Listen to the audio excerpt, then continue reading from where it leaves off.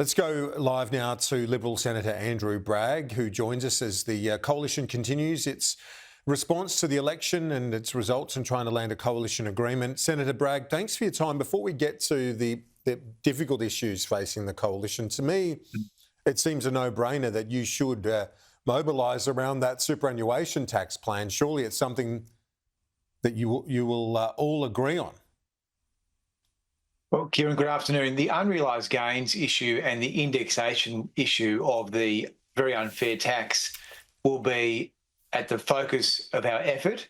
But there's also a massive integrity issue here that the Treasurer has not included specifically the Prime Minister's scheme in the legislation. It does exist in some form in some regulations, but the Senate should be able to see the bill in total, including an idea of what the Prime Minister will have to pay. Okay, so the government says that those on defined benefit schemes, including Prime Ministers and long-term MPs, they will be caught up in it. It's only state MPs, some state MPs, premiers and officials that won't be because of constitutional restrictions. You don't buy that? Well, this is a massive conflict of interest. Jim Chalmers is saying he wants to set the Prime Minister's pension arrangements subsequent to the Senate debate on the bill. I think that is ridiculous. He should put the Prime Minister's scheme in the bill with the detail, the calculation methodology, but also be able to tell people how much tax Mr Albanese will be paying once this is in force, if the Senate agrees to it. When you say the Prime Minister's scheme, it's not just him. There are many Liberals who would also be caught up in that. Well, he's the Prime Minister of the country. He wants to introduce a new tax, and apparently his Treasurer will subsequently set the tax arrangements for his own personal arrangements. This is a howling conflict of interest, and the only way it can be resolved is to see the tax arrangements for the Prime Minister and other politicians to be put into the bill itself before the Senate. Okay, so you're not, first of all, you don't have the numbers to block it. So how do you put the heat on the government to say, don't just wave this through with the Greens, we want greater transparency? Well, this is a massive integrity issue, and I'll be talking to my Senate colleagues about this because I don't think it's reasonable that the Senate would be asked to consider a bill without the arrangements for the politicians' tax. I think it's very unfair that for Australians at large, their arrangements will be set in the primary bill largely, but for the politicians, it'll be done in the regs sometime in the future. I think that's very crooked.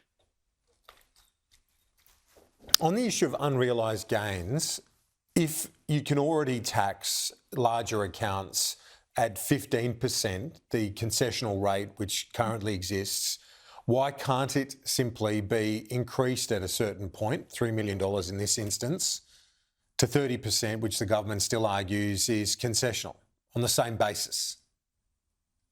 Well, it could be increased, and in fact, the government may want to increase the rate or lower the threshold if they are to do a deal with the Greens to pass this through the Parliament. And once the principle of unrealised gains is a feature of Australian tax law, I think it's a very dangerous position for the country because we risk losing more investment and new ideas. Do you think this is a deliberate attempt to try and, keep a lid on how much concessional treatment of super there is in the system and essentially get people to pay more tax via removing their funds, their nest egg, out of superannuation before it hits the $3 million mark? Well, I think the main issue here is that the budget is out of control. You've got 10 years of deficits. This is the government's primary new tax measure. Because of the failure to index it and because of its application to unrealised gains, it is going to yield a large amount of revenue.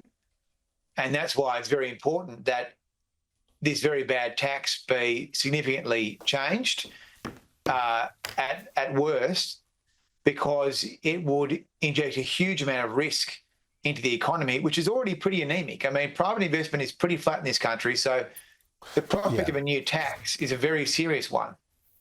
Do you believe that the the point that's been made, and Andrew Clennell reporting the last 24 hours about this, that state MPs can't be caught up in the scheme because of constitutional restrictions. Do you accept that?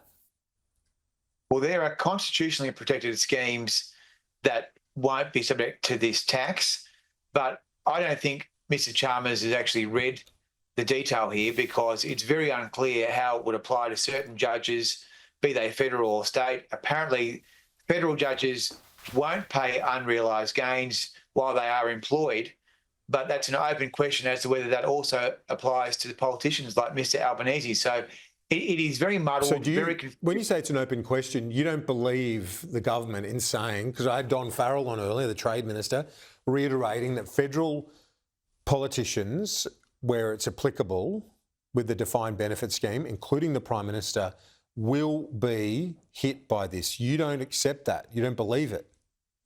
Well, if it's true, then put it in the bill. Amend the bill and show us the calculation method.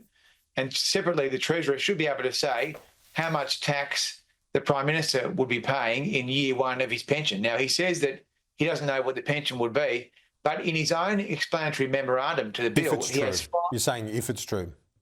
If it's true, he has 5 different examples of how the tax could work for different people of different balances, varying a number of accounts. So the Treasury and the Treasurer can do so this you don't analysis. Believe them on it? Well, why are they hiding behind all this detail and bureaucracy? They should just put the primary information in the bill and then separately say how much tax it would cost. Let me ask you about net zero. Should the coalition maintain a commitment to net zero by 2050? Well, as you know, this is under review, but the primary task here is to reduce emissions, but also to ensure that you can get stable and reliable power to industry and households. What do you think?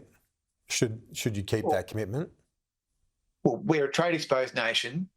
Being part of international agreements to reduce emissions has been a long feature of Australian policy, but we have to resolve that the implementation of net zero or any other commitment is in Australia's interest, and that's why we respect. Do you think it is?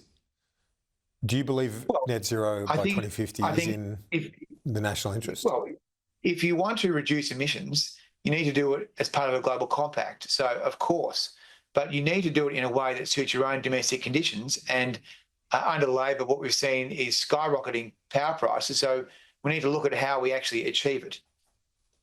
So no question of pulling out of Paris in your mind.